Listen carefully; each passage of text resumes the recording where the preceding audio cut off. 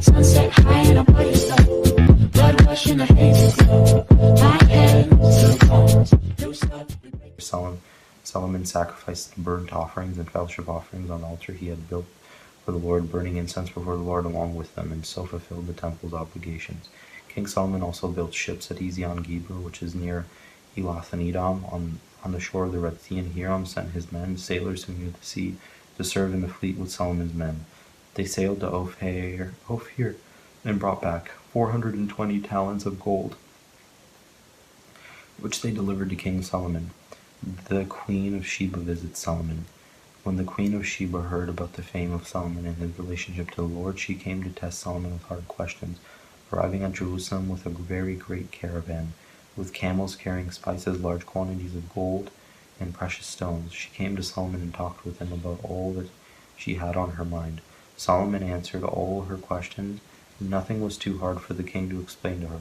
When the Queen of Sheba saw all the wisdom of Solomon and the palace he had built, the food on his table, the seating of his officials, the attending servants in their robes, his cupbearers, and the burnt offerings he made at the temple of the Lord, she was overwhelmed.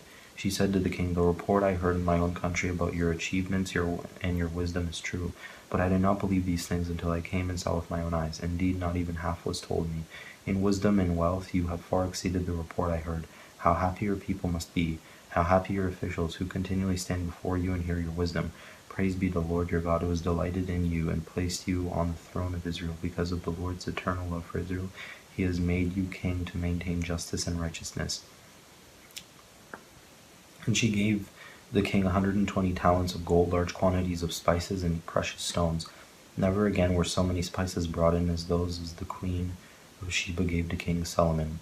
Hiram's ships brought gold from Ophir, and from there they brought great cargoes of almug wood and precious stones. The king used the almug wood to make supports for the temple of the Lord and for the royal palace, and to make harps and lyres for the musicians. So much almug wood has never been imported or seen since that day. King Solomon gave the Queen of Sheba all she desired and asked for besides what he had given her out of his royal bounty. Then she left in return with her retinue to her own country.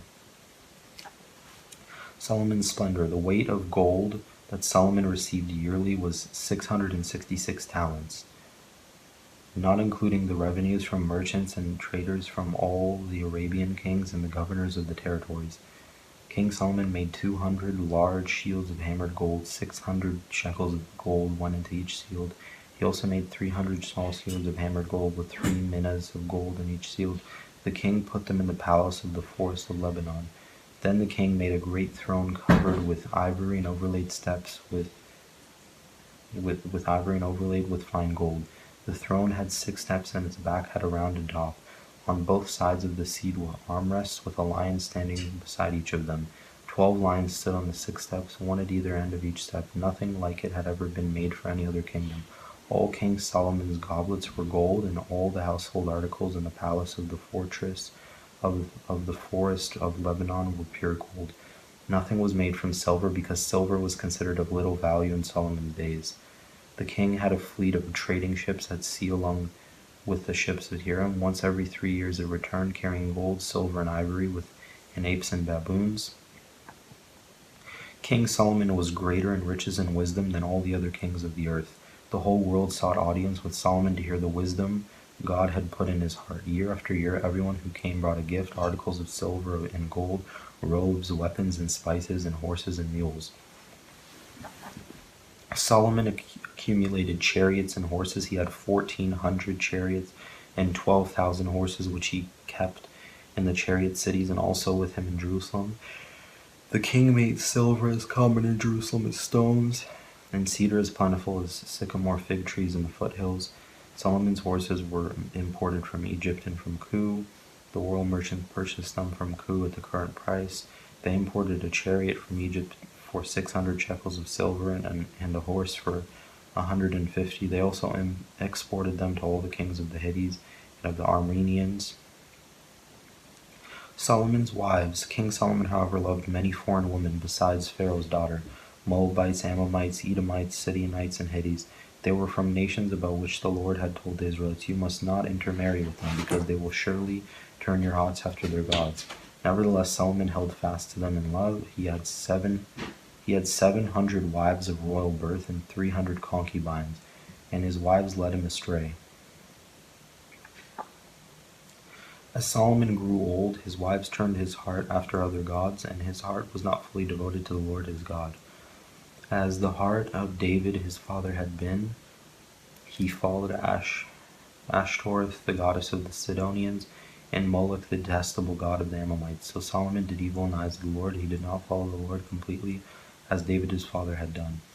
On a hill east of Jerusalem, Solomon built a high place for Chemosh, the detestable god of Moab, and for Moloch, the detestable god of the Ammonites. He did the same for all his foreign wives who burned incense and offered sacrifices to their gods.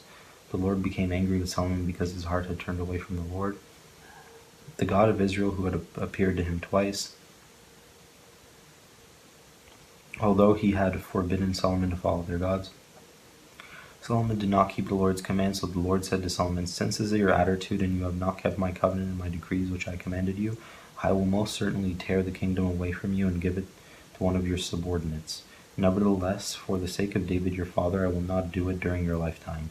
I will tear it out of your hand. I will tear it out of the hand of your son. Yet I will not tear the whole kingdom from him, but will give him one tribe for the sake of David my servant, and for the sake of Jerusalem which I have chosen." Solomon's adversaries. Then the Lord raised up against Solomon an adversary, Hadad, the Edomite, from the royal line of Edom. Earlier, when David was fighting with Edom, Joab, the commander of the army who had gone up to bury the dead, had struck down all the men in Edom. Joab and all the Israelites stayed there for 6 months until they had destroyed all the men in Edom. But Hadad, still only a boy, fled to Egypt with some Edomite officials who had served his father. They set out from Midian and went to Paran. Then, taking people from Paran with them, they went to Egypt. A Pharaoh king of Egypt, who gave Hadad a house and a land, provided him with food. Pharaoh was so pleased with Hadad that he gave him a sister of his own wife, Queen Taphanes, in marriage. The sister of Taphanes bore him a son named Genubath, whom Taphanes brought up in the royal palace. There Genubath lived with Pharaoh's own children. While he was in Egypt, Hadad heard that David rested with his ancestors, and that Joab, the commander of the army, was also dead. Then Hadad said to Pharaoh, "Let me go, that I may return to my own country." "What have you lacked here that you want to go back to your own country?" Pharaoh asked. "Nothing," Hadad replied, "but do let me go." And God raised up Solomon another adversary, Rezon, son of Elidiah, who had fled from his master Hadaezer, the king of Zobah. When David destroyed Zobah's army, Rezon gathered a band of men around him and became their leader. They went to Damascus, where they settled and took control. Rezon was Israel's adversary as long as Solomon lived, adding to the trouble caused by Hadad. So Rezon ruled in Aram and was hostile toward Israel.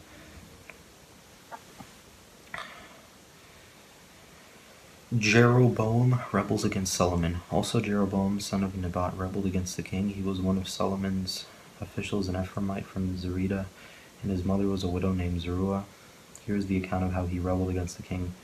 Solomon had built the terraces and had filled in the gap in the wall of the city of David his father. Now Jeroboam was a man of standing. When Solomon saw how well the young man did his work, he put him in charge of the whole labor, first of the tribes of Joseph.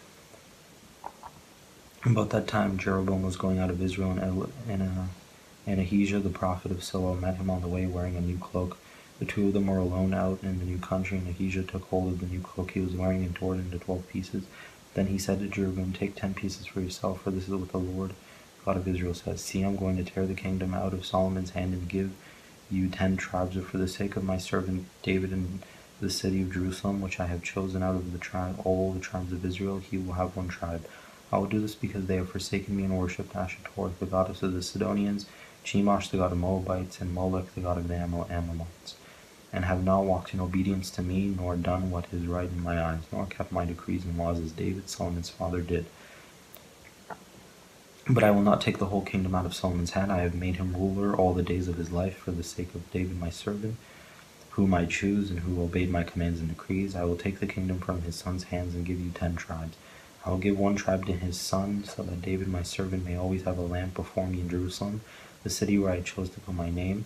However, as for you, I will take you, and you will rule over all that your heart desires. You will be king over Israel if you do whatever I command you, and walk in obedience to me, and do what is right in my eyes by obeying my decrees and commands.